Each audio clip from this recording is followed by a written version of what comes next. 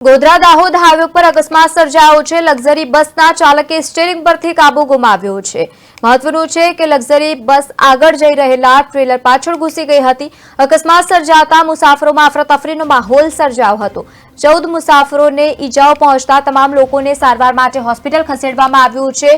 Godhra Dahod highway પર Bhathwada toll plaza નજીક અકસ્માત સર્જાયો હતો। લક્ઝરી બસના ચાલકે સ્ટીયરિંગ પર કાબુ ગુમાવતા લક્ઝરી બસ આગળ જઈ રહેલા ટ્રેલર પાછળ ઘૂસી ગઈ હતી।